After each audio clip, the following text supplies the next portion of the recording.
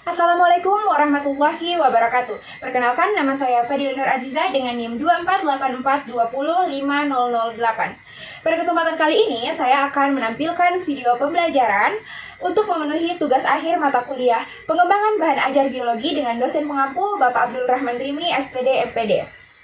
Di video kali ini, saya akan membahas mengenai siklus air dan proses terjadinya hujan yang dikemas dengan model pembelajaran problem-based learning, strategi kontekstual teaching and learning, dan metode diskusi dengan media pembelajaran berupa poster. Untuk itu, untuk mengefisiensikan waktu, langsung saja kita masuk ke videonya. Assalamualaikum warahmatullahi wabarakatuh. Waalaikumsalam warahmatullahi wabarakatuh. Selamat pagi semuanya. Pagi, Ibu.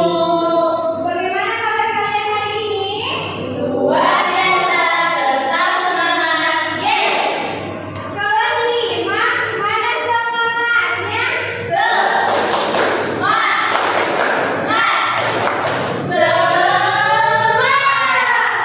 Oke, terima kasih atas semangat dan antusias kalian pada hari ini. Hari ini kita akan belajar mengenai siklus air dan proses terjadinya hujan. Untuk itu, sebelum pembelajaran dimulai, sebagai umat beragama, baiknya kita memulai dengan membaca doa terlebih dahulu. Oke, Ibu yang pimpin ya doanya. Berdoa dimulai. Selesai. Alhamdulillah, semoga proses pembelajaran hari ini berjalan dengan lancar dan bermanfaat. Oke. Sebelumnya, Ibu akan mengabsen kalian terlebih dahulu. Untuk itu, ketika nama kalian dipanggil, silakan angkat tangan, kemudian katakan, "Hadir Ibu." Mengerti? Mengerti. Oke. Naila, Hadir, Ibu.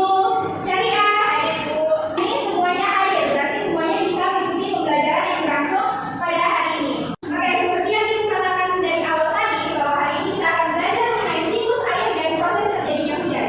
Tapi sebelumnya Ibu bertanya dulu, siapa di sini yang pernah kehujanan? Oke, ini semuanya pernah kehujanan. Kalau kehujanan kalian tetap lanjut ke sekolah atau tidak jadi ke sekolah? Menurut kalian, dari mana sih datangnya hujan? Itu dari awan, ada yang bilang dari langit. Nah, betul sekali. Tapi untuk lebih rincinya, nanti Ibu akan menjelaskan dulu tujuan pembelajaran. Jadi, tujuan pembelajaran hari ini yaitu peserta didik mampu menganalisis terjadinya hujan berdasarkan siklus air dan mengaitkannya dengan kehidupan sehari-hari. Jadi, materi hari ini erat kaitannya dengan kehidupan sehari-hari. Kenapa dikatakan erat kaitannya dengan kehidupan sehari-hari? Karena di kehidupan sehari-hari kita menggunakan air untuk mencuci, memasak, minum, dan berbagai aktivitas lainnya. Nah, sebelum menuju ke pembelajaran ini, tolong diamati dulu poster yang Ibu pegang saat ini. Nah, kalian perhatikan. Terus sebutkan ada gambar apa saja di poster ini? Oke, ini benar ya. Yang disebutkan ada matahari, ada gunung, ada air, laut, tumbuhan. Nah, semua gambar ini benar-benar penting dalam proses siklus air. Sebelum Ibu bagikan poster ini, Ibu punya satu permasalahan yang harus diselesaikan dalam proses pembelajaran kali ini. Jadi, permasalahannya itu, di sebuah desa terjadi musim kemarau yang panjang, sehingga warga kesulitan mendapatkan air bersih yang harus digunakan untuk kehidupan sehari-hari. Nah, menurut kalian, mengapa hujan tidak turun di desa itu? Nah, tadi kalian sudah menjawab, ada yang bilang karena musim panas, ada yang bilang tidak ada awan, terus ada juga yang bilang karena keringan atau kemarau datang. Itu jawabannya sudah cukup benar. Nah, untuk itu, untuk jawaban yang lebih rinci lagi, Ibu akan membagikan poster dan LKPD yang akan jadi bahan diskusi kalian pada pagi hari ini. Tapi sebelumnya,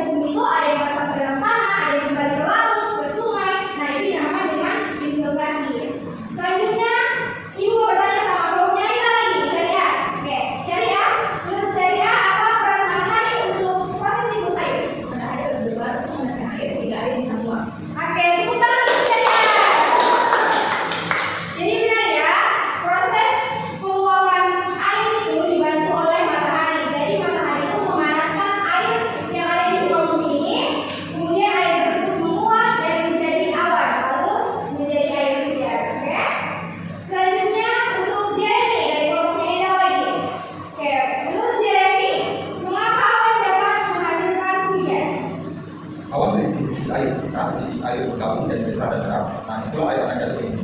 Ya, betul sekali. Kenapa awan bisa menghasilkan hujan? Karena awan itu sebenarnya terdiri dari titik-titik air. Jadi titik-titik air tersebut kalau sudah banyak, sudah full, dia akan memberat dan jatuh kembali di bumi menjadi titik-titik air hujan. Kemudian pertanyaan terakhir untuk kelompoknya Naila lagi. Jadi pilih dia, jadi dia yang harus jawab ya.